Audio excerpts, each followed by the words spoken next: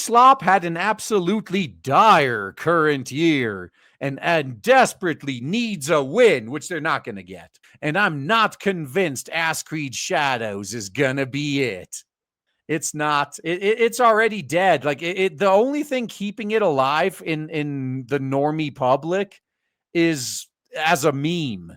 Following a rough current year -1, which saw Ubislop wrestling with poor financial results, several cancellations, underperforming games, layoffs, and the CEO Yves Guillemot effectively putting all responsibility on developers rather than looking inwards, the publisher has failed to right the ship. In current year was absolutely a dire year for Ubislop. And this is after spending years losing money building up for this year. Once a powerhouse publisher, Ubislop might still be churning out big blockbuster games, but judging by the last couple of years, especially current year, it seems incapable of getting a win or turning things around. Yeah, they can churn out garbage that nobody wants. Even when it does release games one will expect to be a success, it doesn't seem to be able to attract players. It's hard to imagine how the last 12 months could have been worse. They could have had their own Concord. Now, to give you a rough idea of how well it's been going, here's a chronological list of what's been going on at Ubislop. Avatar Frontiers of Pandora, flopped. Prince of Persia, The Lost Crown, flopped. Skull and Bones, flopped. The Division Heartland was canceled.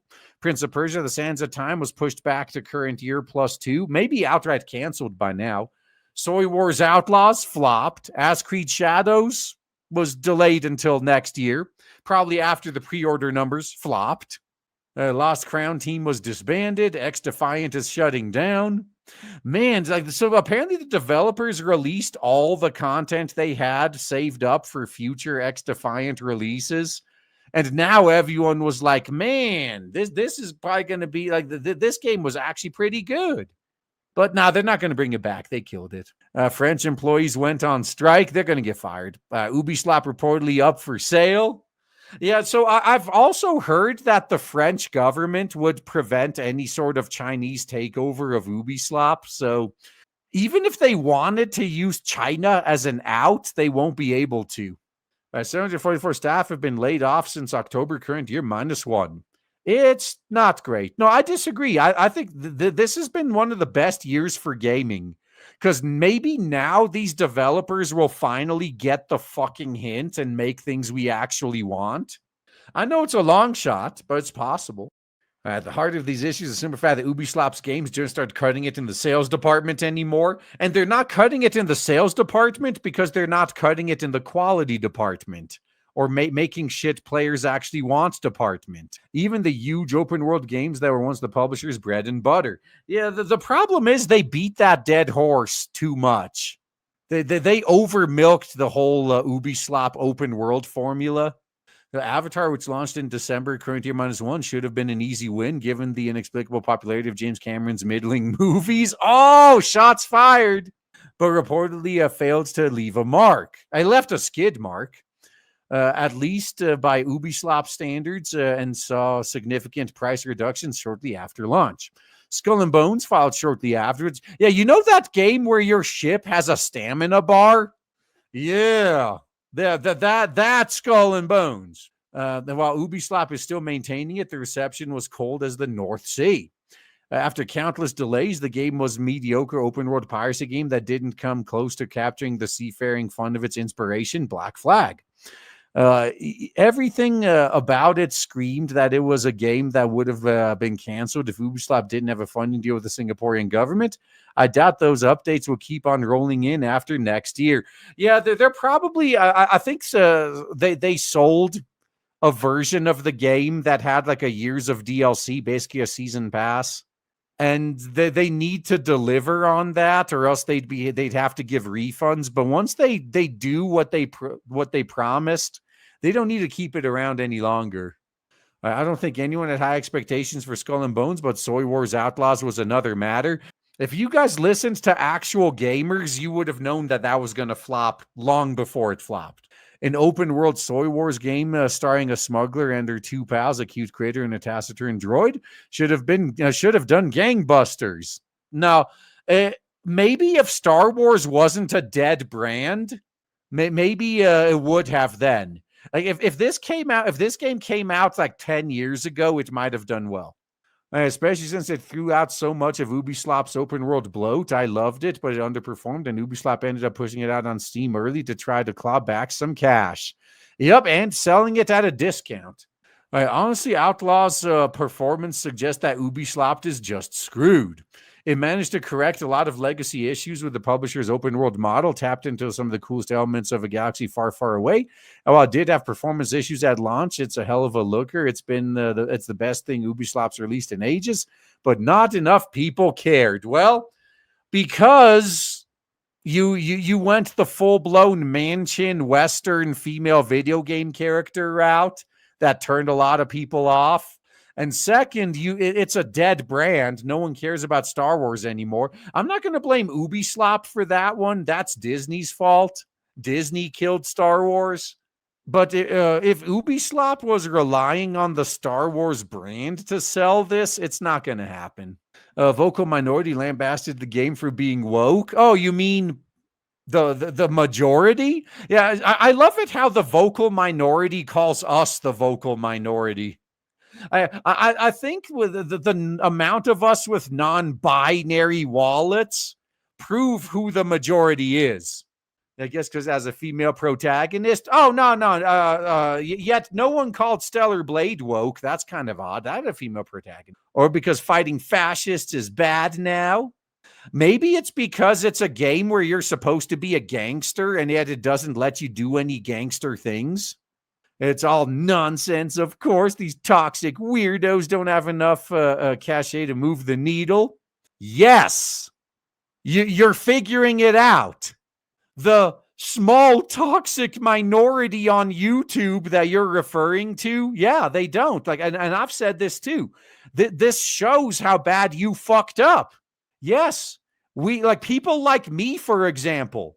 The most I could ever do, and this is giving myself a lot of credit here, the most damage I could do to a game is I could convince maybe 100 people to not buy a game that otherwise would have bought it. If this is a game that was expecting to sell 10 million copies, can the 100 people that I get to not buy the game, can they even make a difference there? No, they can't. Even the non-terminally online normies have finally caught on. Even they're avoiding anything that looks even remotely woke. If they get even a hint of girl boss from something, they stay the fuck away from it. You're right. This is not something we have the power to do. Even when it does release something good, people are just too hesitant to open their wallets. All right. Meanwhile, look at how much money Space Marine 2 brought in. People weren't hesitant to open their wallets for Space Marine 2. Maybe because Warhammer 40K isn't a dead brand. Maybe because the developer actually stuck true to the lore and released a decent game. That's all shit that Ubislop isn't doing. We saw the same thing with Prince of Persia, The Lost Crown. So two reasons why I think that game didn't perform well. Since they kept it, it was more of a 2D game like the OG Prince of Persia's. That's in current year, that mostly just applies to the old fans, which have left a long time ago for the most part. And second off, you're not even playing as the prince. You're playing as like one of his attendants. So like that turned a lot of people off as well. So yeah, a lot of people didn't even try it. And I think like that's what a lot of these journalists and corpos are going to have to realize. If normies see even a slight hint of wokeness, they will avoid shit now. And it doesn't matter. You could swear up and down that your game, your movie, whatever isn't woke at all. As if it even looks woke, they're going to avoid it. Because even normies have pattern recognition. The Persian platformer was well received critically and part of a series that fans had long wanted to see resurrected, but it failed to sell well. Well, wasn't that the same with Drag Queen Age The Fail Hard?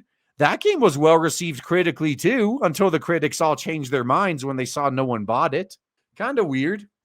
Sorry, the constant doubling down eventually tired out even the normies. Yeah. Yeah, the normies now, like that's why, like, I've heard that Furiosa was actually a decent movie. Yet nobody even gave it a shot because when they saw the poster in the theater, they just instantly said, "Oh, another girl boss? Nah, pass. Pass on this shit."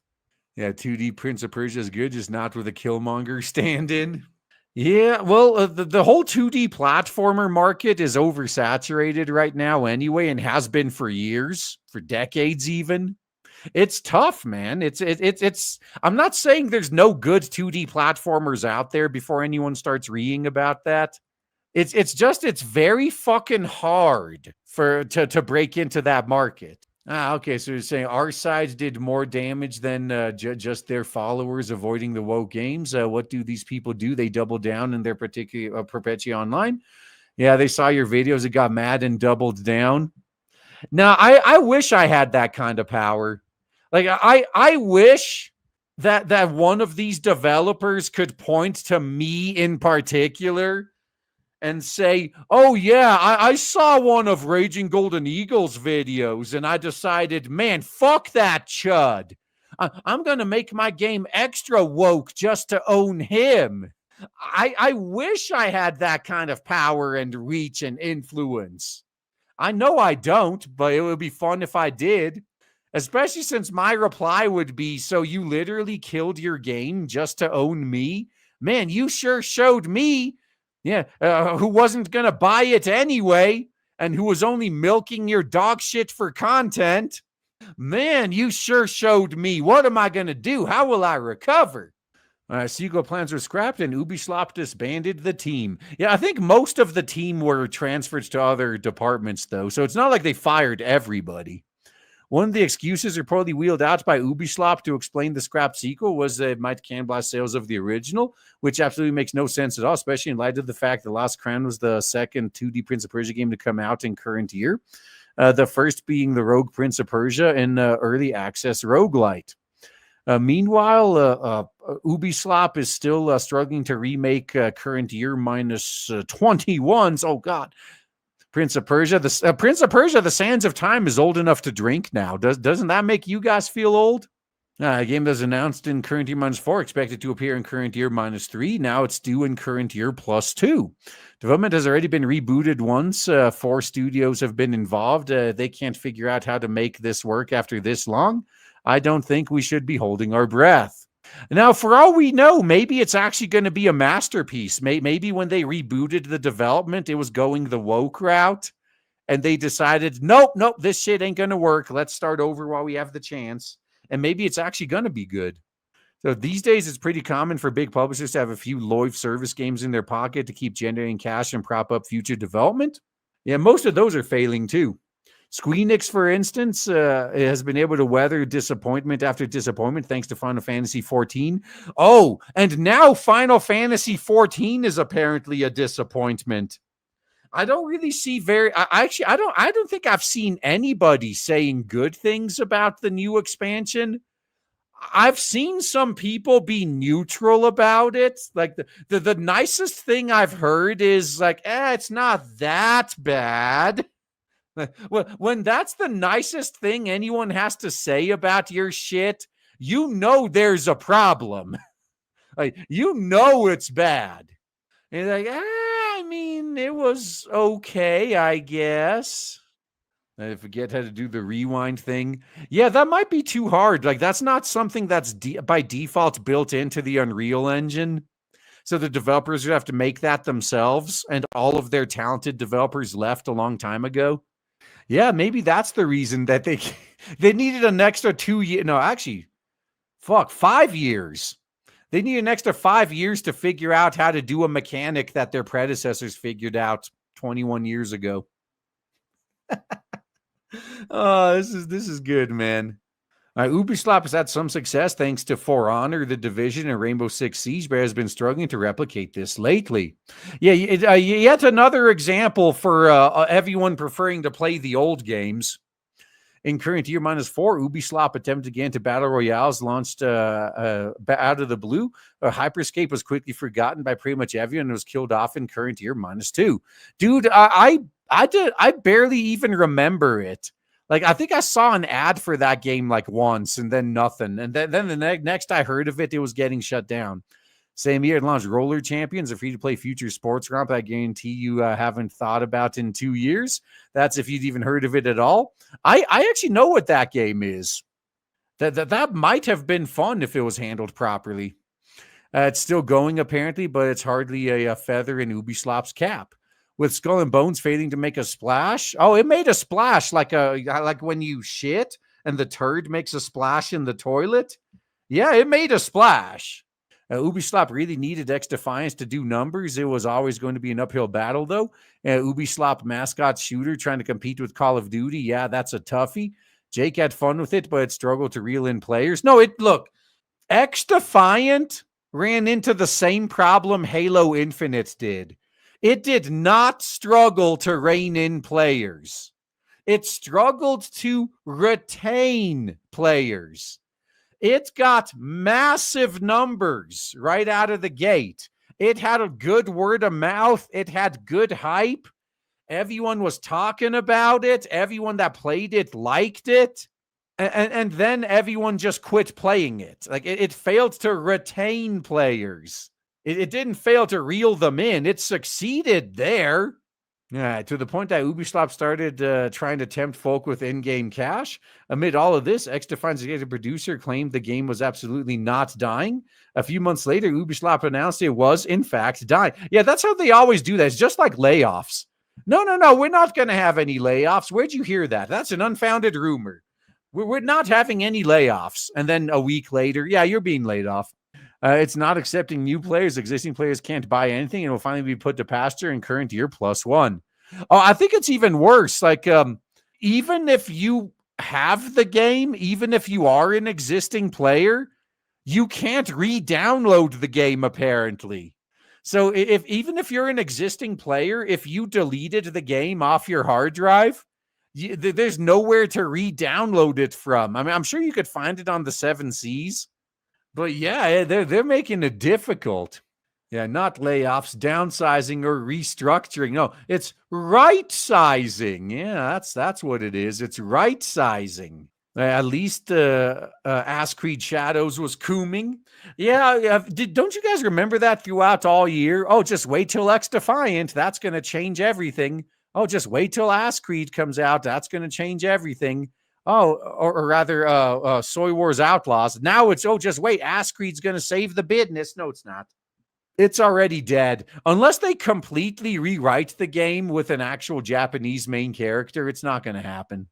All right, folks had long been hoping for AssCreed to finally make its way to Japan. Yeah, with a Japanese protagonist. But after such a rough year, Ubislop didn't want to take any risks. Instead, delaying it to current year +1, Black History Month in particular. This will enable the biggest entry in the franchise to fully deliver on its ambition, notably by fulfilling a promise of a dual protagonist adventure, with Naoe and Yasuke bringing 2 very different gameplay styles. Nah, yeah, we was Samurai in Kusoooo. Yeah, that's this game. Man, fully deliver on its ambition. I think it already did. If it was aiming to be a laughing stock, it succeeded. Unfortunately, it's picked the worst month of the year to launch, February. It's big enough to deal to compete, I reckon. No, it's not. Just like Soy Wars, it's going to underperform. Even though given Ubislop's recent track record, there are probably going to be plenty of prospective players deciding to skip it in favor of Monster Hunter or Avowed or Civ. Monster Hunter or the 2 games that are going to own this turd. Monster Hunter, Kingdom Come Deliverance 2. That's what everyone's going to buy. Both Avowed and Civ are on thin ice. They're probably wait and see for most people. Take a wait and see approach, which could end up costing Ubislop dearly. Ubislop's failures have also resulted in studio closures and layoffs. While French employees went on strike over a mandated return to office policy in October, there's just no way to put a positive spin on things. Ubislop is in serious trouble. What are you talking about? That is positive. Oh, shit company that's been making shit decisions for years finally has to pay for it? How is that not positive? That should come as no surprise then that shareholders are looking for a lifeboat, which may come in the form of a buyout. Although the French government apparently is going to stop that. Shareholders are now reportedly figuring out how to structure a buyout in a way that would leave the Guillemot family remaining in charge. But apparently, the second largest shareholder, Tencent, has been dragging its heels. Look, put yourself in Tencent's shoes. Imagine if Guillemot came to you and said, "Hey, how would you like to buy the company and take responsibility, like financially, for all of our fuck ups? But we're still going to be in charge. We're going to use your money to keep running the company like we have been all these years. And yeah, you don't get anything out of it, but you'd really be doing us a solid." Is it any wonder why Tencent is dragging its heels? Now, given the huge dip in share price down to a historical high of $85 in current year minus 3 to a mere $13 this year, the rest of the shareholders no doubt want this to be handled quickly before even more dips in value. Well, the rest of the shareholders need to apply pressure to the Guillemot family then to get them to just go away. So will current year plus one be Ubislop's year? It'll be the year they go bankrupt. It seems unlikely given everything really hinges on AssCreed Shadows, so we'll have a clear picture in February. If the last couple of years are any indication, though, I suspect things are only going to get worse. Now, if only you knew why. So you understand the what, but you don't understand the why. Yeah, you understand what's happening, which is an improvement over where game journalists were even weeks ago, but they're still in denial as to why it's happening. Enjoy the bankruptcy auction. I'm starting to think that's what Tencent is going for. Yeah, maybe Tencent was like, it'll probably be more cost effective if we just bought your IPs in the bankruptcy auction. Yeah, they've obviously lost the plot. The fact that they thought anybody would jump on that shitty deal, that's what surprised me. But yeah, these guys have never been known to be very intelligent, so they wouldn't be in the position they're in now if they could make good decisions.